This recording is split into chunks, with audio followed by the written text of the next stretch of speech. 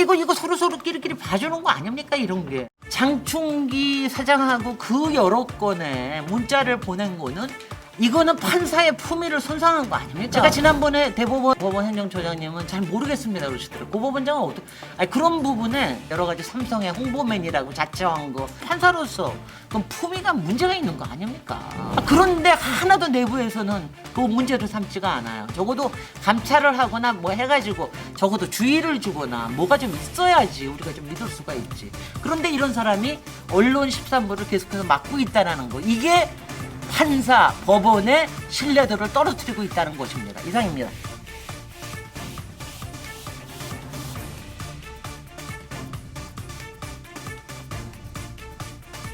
예, 제가 오늘은 어쩌다 윤한웅 위원님 바로 다음이라서 제가 한마디를 좀 덧붙여야 될 수 있을 것 같은데요. 그러니까 윤한웅 위원님의 그 입장이나 시각이 어디에 있다라는 거는 충분히 알겠습니다. 그런데 그게 그러니까 일반론이라는 거, 그리고 그것도 한편에서 바라볼 수 있는 시각이라고 하는 것도 저는 좀 지적을 하고 싶습니다. 저는 제가 어저께 그 이른바 사단의 폐해를 얘기를 했는데, 그 사단이라는 게 굉장히 많이 만들어진 게 사실은 이명박 정권 때 윤석열 사단에 씨앗이 태동됐던 거고, 그리고 저 박근혜 정부에 들어와서 김기춘 또 우병우 이런 사단들이 들어와서 검찰의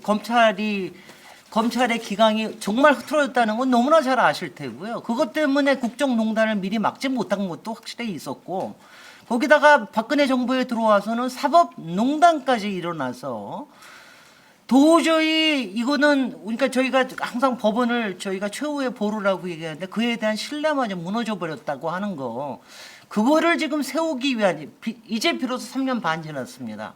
그거를 위해서 지금 엄청난 지금 지난 그것이 지난 10년뿐만이 아니라 지난 한 7년 동안에 쌓여온 거를 지금 하나씩 고치기 위해서 하는 부분인데, 또 엄청나게 저항이 심합니다. 지금 공수처에 대한 저항뿐만이 아니라 이런 부분들이 있다는 시각, 또 국민들은 그런 것을 또 가지고 있다라는 시각도 있음을 좀 같이 인지해 주셨으면 좋겠고요. 저는 지금 오히려 국민들이 굉장히 실망을 갖고 있는 거, 제가 어저께 검찰은 도저히 정말 덮어서 돈 벌고, 그리고 나서 그 다음에 그거를 어떻게 하든지 무마시켜 가지고 하는 이런 대로 알고 있고요. 그 다음에 판사에 대해서는 저는 이런 생각이 돼요. 판사의 신뢰가 사법농단 이후로 엄청나게 이게 무너지기 시작을 했는데요.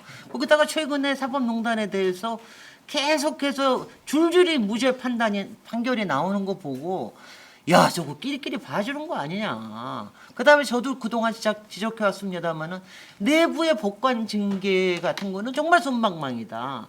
그 다음에 내부에서 뭐가 일어날 때는 판사들은 판사끼리 봐준다. 판사, 검사도 서로 봐준다.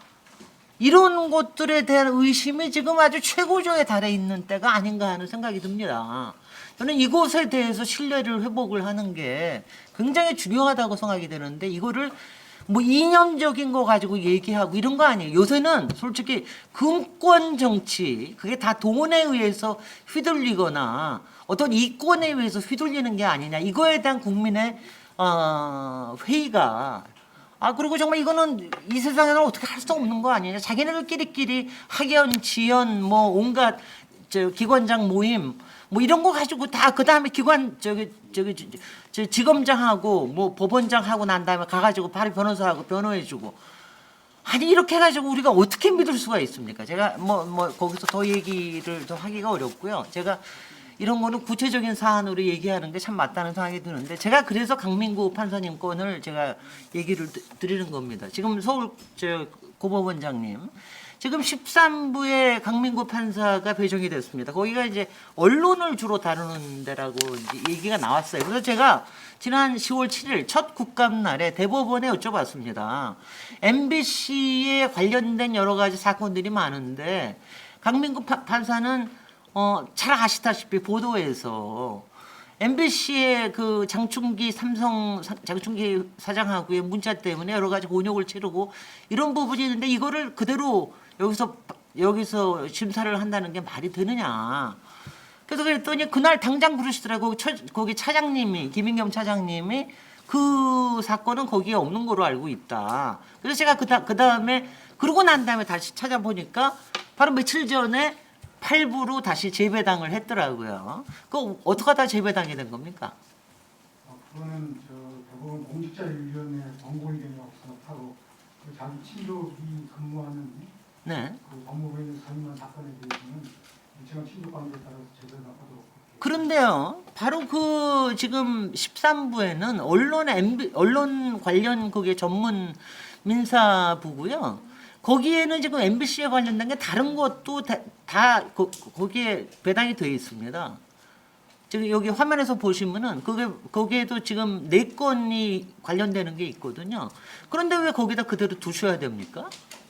이럴 때는 어떻게 해야 됩니까? MBC로서는 굉장히 난감한 거 아니겠어요? 솔직히 삼성 장충기 회장하고의 문자를 바로 이걸 드러내서 그 전까지는 솔직히 강민구 판사라는 사람이 이 세상에 있는지 없는지도 저희는 몰랐습니다. 그런데 그거 가지고 나왔는데 그럼 그럴 땐 어떻게 합니까?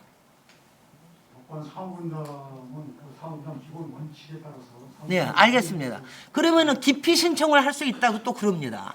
정촉이 하면. 근데 기피 신청을 하면 여태까지 보니까 지난 5년 동안에 기피 신청이 약 3,000건이 제기가 됐는데 그 중에 기피 신청이 된 게 몇 건이냐 하면은 딱 2건입니다.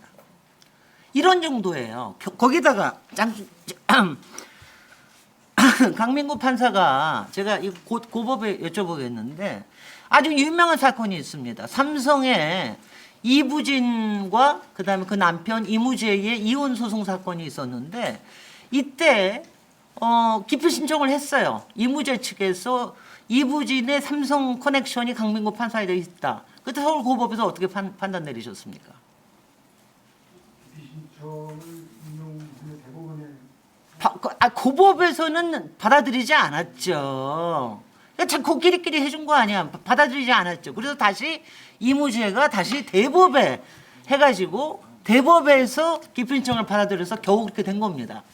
이거 서로 끼리끼리 봐주는 거 아닙니까? 이런 게. 아니, 왜냐하면 이런 게 문제가 있다라고 그럴 것 같으면 그 문제를 판사들은 적어도 좀 공정해야 될 거 아니냐. 이런 생각이 드는 겁니다. 거기다가 제가 또 여쭈면은 강민구 판사도 저는 왜냐하면 이렇습니다. 강민구 판사도 본인의 개인적인 성향을 가질 수 있고요. 정치적인 성향을 가질 수도 있습니다. 그건 저는 뭐 그거에 따라서 뭐라고 얘기를 해야지는 않아야 된다고 생각이 듭니다. 근데 1분만 더 주십시오. 강민구 판사가 장충기 사장하고 그 여러 건의 문자를 보낸 거는 이거는 판사의 품위를 손상한 거 아닙니까? 그런데 어떻게 내부에 감찰조차 한번 안 합니까? 이거 품위 손상한 거 아니에요? 제가 지난번에 대법원 여쭤보니까 법원 행정처장님은 잘 모르겠습니다 그러시더라고요. 고법원장은 어떻게? 그런 부분에 삼성 장충기 회장 그런 종류의 인사청탁에 관련된 거, 그다음에 여러 가지 삼성의 홍보맨이라고 자처한 거 이런 거 하면은 그건 판사로서 그건 품위가 문제가 있는 거 아닙니까?